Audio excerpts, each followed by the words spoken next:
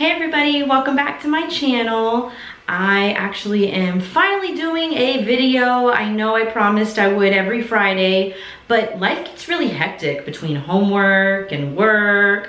It's just busy all the time, so I do apologize. I wanted to do something a little bit different today. So instead of doing my fashion and doing some more tours, don't worry, that will be still up and coming. I wanted to talk about the day that I was born.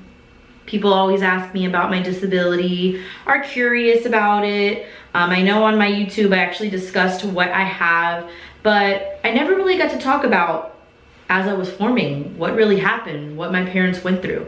So this now, I have to do it in honor of myself, my little brother, as well as my parents. So let's get started. So my mother found out that she was pregnant on her birthday. Yeah, they had a little bit too much fun, my parents. Sorry guys, I try to keep it a little rated G.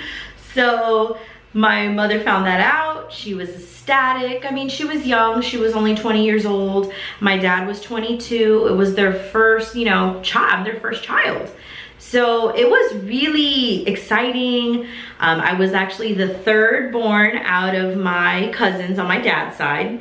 My oldest cousin, she is born in the 80s, as well as her brother. And then it was like a long span of no kids after 82. And I finally popped up in the 1990. My aunt and uncles were still really young when my other cousins were born, but they're a little bit older and they finally got to really see me grow up. They were more teenagers, adults, so it was a little bit different. So my mother told me as I was forming, she always noticed that she wouldn't feel me very often, and she thought that that was already a sign. So it was a little strange.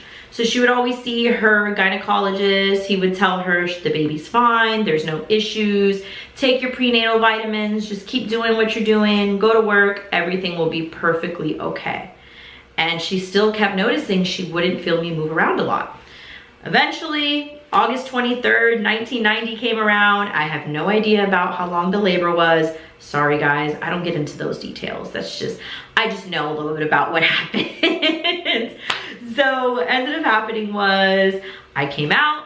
It was a C-section. My mother was a little bit scared, because majority of the time, I feel like a lot of pregnancies as well as deliveries, you're always expecting for it to be natural. So my mother was a little bit shocked there. My father was as well, but they noticed, that happens. It's the 90s. Technology was not as advanced as it is now in 2020. So they were able to just take it with a grain of salt. Let it just happen. Everybody was there. Both my grandparents on my father's side, my grandmother, my grandfather. Of course, I just said both my grandparents. You see, guys, this is what I do. I get so excited that I just keep rambling. As well as my little cousin. I think those were the only people that were there, I want to say. I just can't remember exactly because I hear this story several times, but I hear it in different ways. So they ended up delivering me. My mother, I don't even think she even really got to hold me for long. They told my mother that they're just gonna take me away and they'll bring me back later. So as they were, just kind of realizing, what happened, my mother's like so calm and everything. She's doing good. She delivered me, everything's fine. The doctor came back and explained to her what happened. So she said, your daughter was born without her leg, so she's missing part of her leg on her right foot. She's also missing her toe on her left foot, so she has feet that are webbed. And she also is, with her hands, they're not fully developed. Typically, when something like this happens, it can mean several different things, but one thing we want to make sure we're going to run our test. We want to see and also double check to notice and double check and see I'm just rambling again, guys, that her organs aren't backwards, because these cases like that does happen. So they were running all the tests, they did everything that they needed to do. The next thing that I remember that they told me from my parents was my father came out. My mother was still in the room. He was crying. Oh my gosh, I'm gonna get emotional now. What happened, and it was really tough. I mean, it was the Arnold Palmer Hospital here in Orlando, Florida. My grandparents, they were really scared, and sometimes, depending on different scenarios, you know, we're Cuban, we don't take things lightly. We have those attitudes, we get angry very fast, we start screaming, we start getting tempers. So that's kind of what happened. I've been told that they were sobbing, they were punching walls in the hospital. Like, my family does not care at all. It was a really upsetting time, and there's nothing they could really do. My mother just, you know, she noticed she was strong enough, she can handle it. She was only 20 years old, my father was 22, and they both worked together and realized, this is okay. I think we can handle this. Our daughter is strong, she'll be able to outdo any obstacle, even possibly better than some that have all of their body parts. She just may be missing a few and might have to learn things her way. So after that happened, the doctor brought me back. My mother spent the time with me, my grandparents, my little cousin. Well, she's not little, she was little, my oldest cousin. And she actually had cried. She told me they gave her gum and she felt better. And everybody just noticed that it was okay. They were nervous because, you know, you don't know what that's like. It's the early time frame. There's different things that happen. It wasn't that common as it is now. So it was really scary. I remember the last day that my mother was there, they came up to both my parents and they asked if typically in these cases, a lot of times the children is left behind. The parent is just not strong enough or can't handle the fact that their child was born this way. And my parents literally almost cursed the doctor out, especially my father. I love my parents. They literally will do anything for me. It does not matter.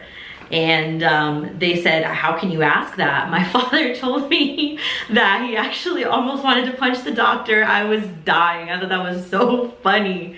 But he understood as he gets older now, and even during that time, he was like, okay, it makes like, excuse me. Oh, it makes complete sense as to why something like that would be said.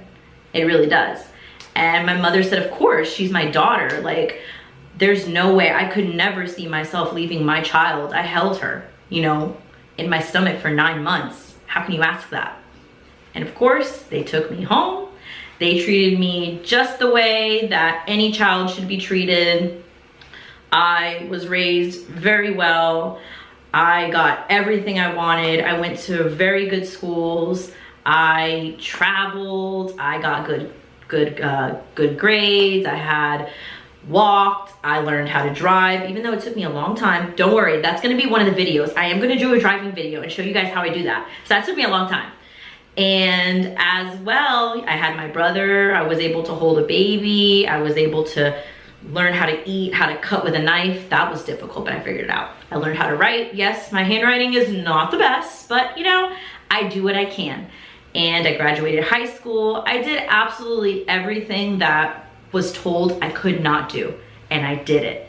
And that's why even now I decided to do my YouTube channel, to go into stores, buy clothes, wear shorts, wear skirts, because I used to feel so self-conscious for a really long time because I didn't want people looking at me. I didn't want people staring at me.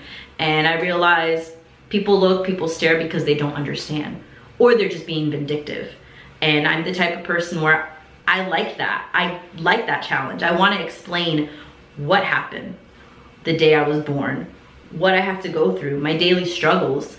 Nothing is easy. Anybody, not even just my disability, because I feel there's disabilities 100 times worse than mine. And you have to be strong. You always have to be strong. You cannot let that affect you. It does not matter. And I always say, God can only give you what you can handle. And he knew that I could handle this along with my parents. And as well, I have to thank, and they'll probably maybe one day see this, Shriners Hospital is an amazing, amazing hospital. They gave me everything I needed. All my surgeries, all my prosthetic legs, place to stay at night when I was healing from my operations, the people around me. I've met some incredible people working for the company I'm at now. I know people all over the place. I'm always shopping. Everybody knows me. By the time I even walk in the store, oh, Amanda, are you here again? All right, we'll see you next week. It's just, they love the fact that I don't let things stop me. And it took a long time to be positive. It's not easy. It's very hard, especially when you go through things that really hurt you and break your heart. And you cannot let that deter your dreams, your goals, your aspirations. So I wanted to tell everybody, you know, what happened to me, how this happened, what can you do?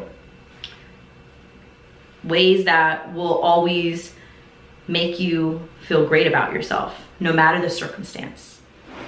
And I always say, always be the best version of you. Be inspiring, help people, have people feel good about themselves. I want to be bigger than what my dreams actually are. My goal is to make it. And the reason why is you don't see a lot of people in the fashion industry and the cosmetic industry, musicians that wear prosthetics. It's just not common. And we're in 2020 now. So it's got to be a whole new era, a whole new demographic. And I want to be that voice for people like me, people that have amniotic band syndrome, people that just have all these different disabilities. Everyone should be given an equal chance no matter what disability that they have. So I'm going to end you guys with that. Any suggestions, any questions, comment, subscribe to my channel, follow me on my Instagram, which is @TheRealAmandaLopez_. I'll also put a few things in the description box. If there's anybody that needs help with trying to feel confident, trying to feel beautiful, I will also put in my email address. I'll also give the contact information to the Shriners Hospital. You can also donate on their website. Sometimes they do have infomercials. I usually see them around 2 to 3 o'clock in the morning, just depends on the different channel that you have. So there is a number there where you can contact and you can select the certain amount that you want to send every month. They're an amazing organization. They have several hospitals. They have hospitals for even children that are burn victims. It's just a really great place. And I know for sure Justin Timberlake, he's awesome. He donates to them. So anything that you can do to help somebody, help them. And as well, I always have to say this too, no matter what that person's gone through, what they've done, never judge a book by its cover, because you don't always understand why a person has done what they've done or what they've actually gone through their whole life. Good night, everyone.